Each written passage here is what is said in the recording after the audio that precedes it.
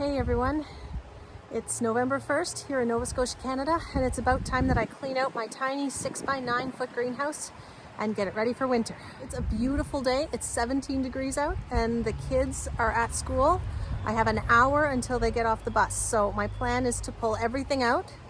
I have a few things to plant in its place, and I also have some pots to keep in here over the winter too, so we have to make some space.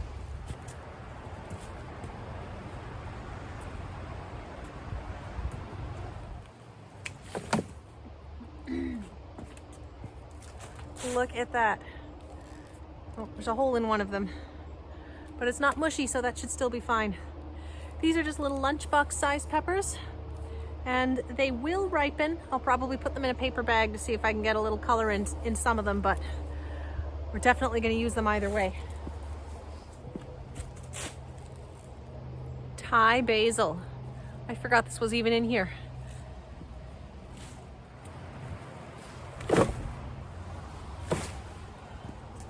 Need my bigger clippers.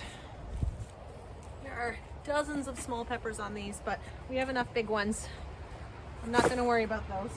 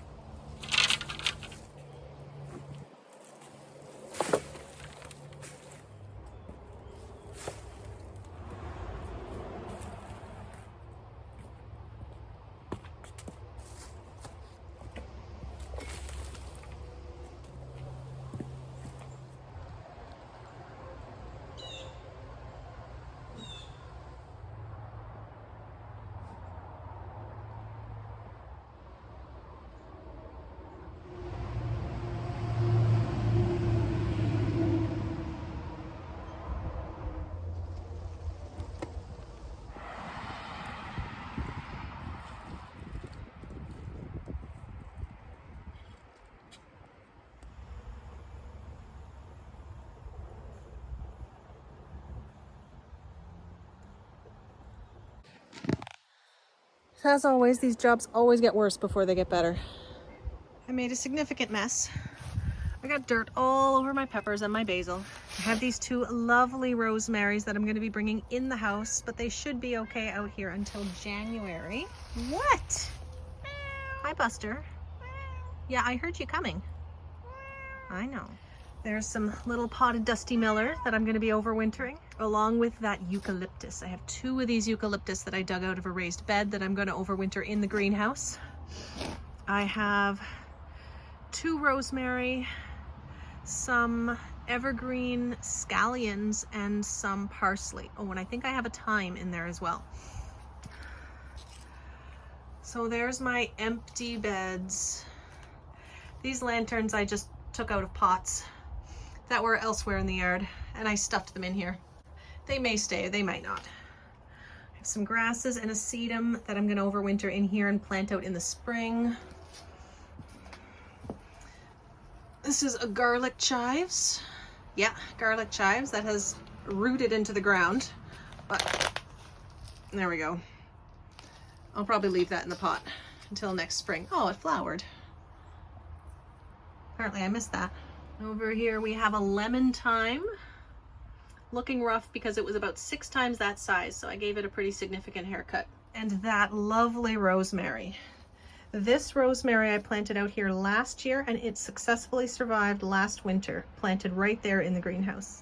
I think it's about time we dig up this ginger plant too. Now, I stuffed this in here only in August and pretty much ignored it, so I'm not expecting anything significant.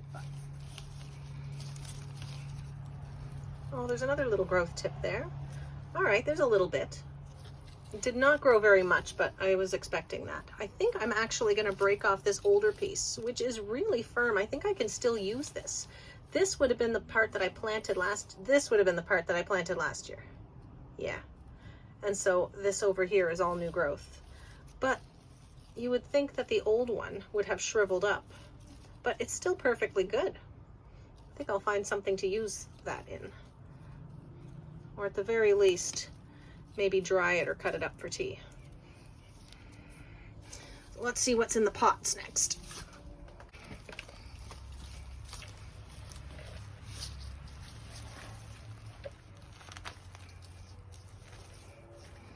Pretty much the same. The original piece is still good, and a little bit of new growth. I think I'm going to do that. I think I'm going to put them in a nice little pot and stick them on a heat mat, see if I can get a bit more growth out of them. This one's looking a little more pathetic. I don't even know if I fed these. Oh, there's a little bit. This is way harder doing this with one hand.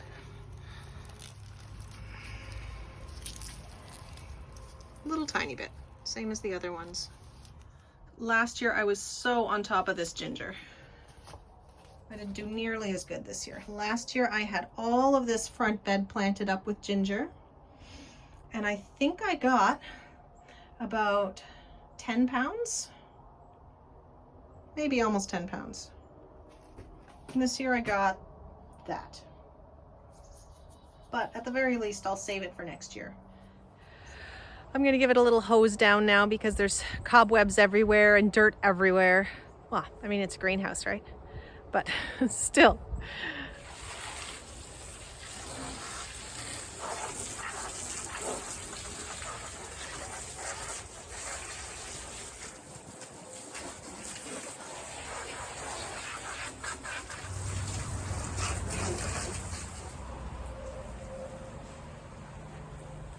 Pretty much done with my planting, I think, at least for now. So let's check it out.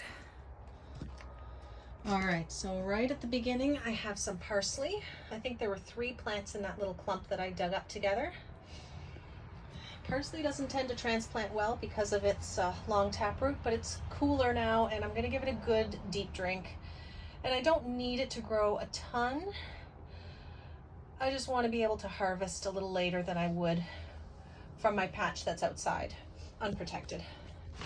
Next we have the scallions. These were called evergreen hardy white scallions from Annapolis Seeds, which is local here in Nova Scotia. They're about an hour from me down in the valley.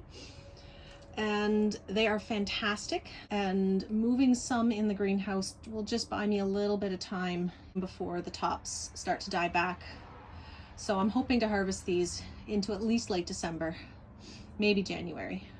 2 pots of Dusty Miller. There's the chives and the rosemary that have been in here all summer.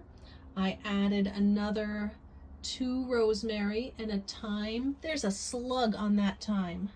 I'm gonna get my gloves and get him off of there. I didn't know until this year that slugs love thyme. I'm gonna have to think about what to do about that. Then we have, in front of my lemon thyme that got a haircut, 2 of my eucalyptus from outside. That one to the left is just beautiful. I think that was my biggest one. Now I'm gonna cut it back for sure. I'm probably gonna cut it back to about 8 to 10 inches. So all of this lovely green foliage is gonna come in the house for some nice decor. And then that's it. I left all this space, just a few pots. So the rest of the space I think I'll use to overwinter some of my herbs that I planted up into 1-gallon pots. Most of them are perennial. I have some mint, some thyme, sage, French tarragon. I do have some rosemary, which will not overwinter, but I'm going to try leaving them in the pots and just maybe put a few layers of heavy cover over top of them when we get some cold nights.